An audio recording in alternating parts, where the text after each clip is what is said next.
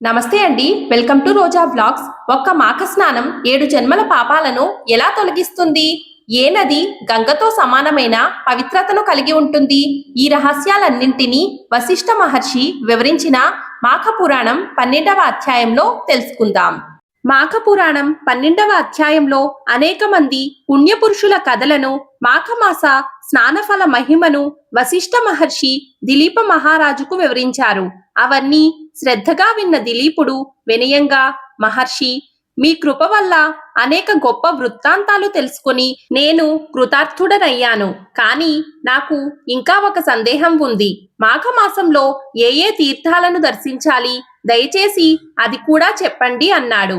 అప్పుడు వశిష్ఠ మహర్షి ఇలా చెప్పాడు. దిలీప మహారాజా, మాఘమాసంలో స్నానం చేయాలనే ఆసక్తి ఉన్నవారికి ముఖ్యమైన తీర్థాల మహిమను ఇప్పుడు చెప్తాను. శ్రద్ధగా విను.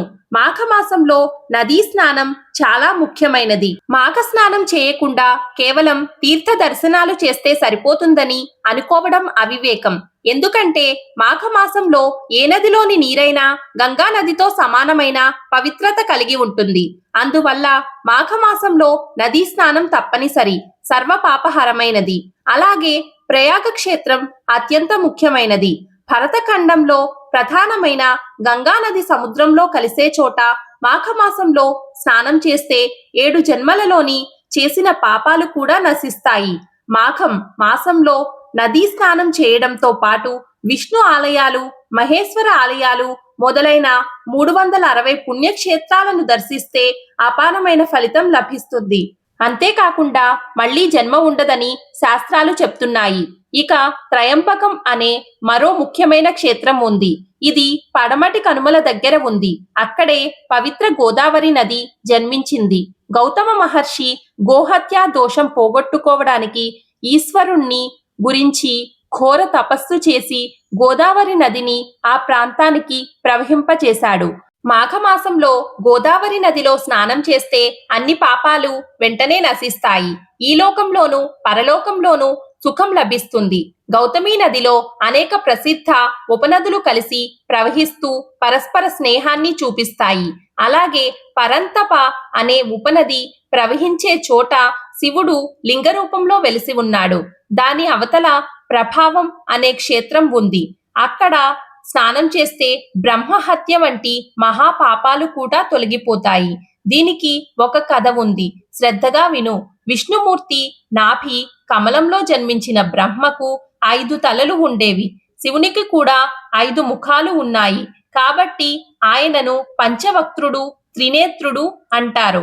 ఒకసారి బ్రహ్మకు తనకే 5 తలలు ఉన్నాయని, తానే గొప్పవాడినని గర్వం కలిగింది.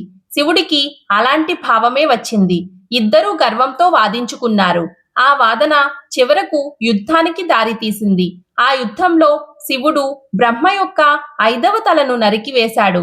వెంటనే శివునికి బ్రహ్మహత్యా దోషం అంటుకుంది. అప్పుడు శివుడు భయపడి నరికిన బ్రహ్మతలను చేతిలో పట్టుకొని ముల్లోకాలు తిరుగుతూ ఉన్నాడు. కాలక్రమంలో ఆ తల ఎండిపోయి పుర్రెలా మారింది. ఆ పుర్రెతోనే శివుడు భిక్షాటన చేస్తూ భూలోకానికి వచ్చాడు. శివుడు సహజంగా అతి సుందరుడు. ఆయన భిక్షాందేహి అని అడిగితే గృహిణులు భిక్ష పట్టుకొని బయటికి వచ్చేవారు.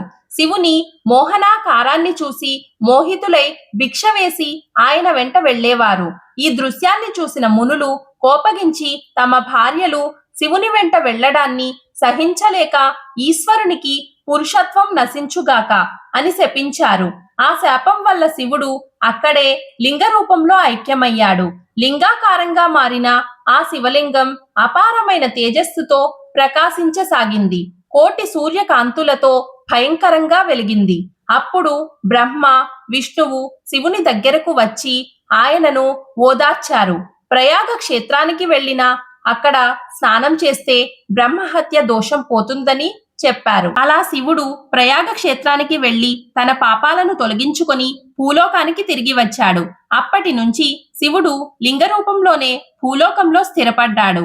భక్తులు ఆ శివలింగాన్ని పూజిస్తూ శివ సాన్నిధ్యాన్ని పొందుతున్నారు. ఇలా వశిష్ఠ మహర్షి మాఘమాసంలో పుణ్యక్షేత్రాలలో నదీ స్నానం చేయడం ఎంత మహత్తరమో దిలీప మహారాజుకు వివరించారు. మాఘ పురాణం 12వ అధ్యాయం సమాప్తం. ఈ వీడియో మీకు నచ్చినట్లయితే ప్లీజ్ ఒక చిన్న లైక్ చేసి మన ఛానల్ ని సపోర్ట్ చేయండి. మిగిలిన అధ్యాయాలను కూడా చూడాలి అనుకుంటే ఇప్పుడే మన ఛానల్ ను సబ్స్క్రైబ్ చేసుకోండి. తిరిగి రేపటి అధ్యాయంతో మళ్ళీ కలుద్దాం. నమస్కారం.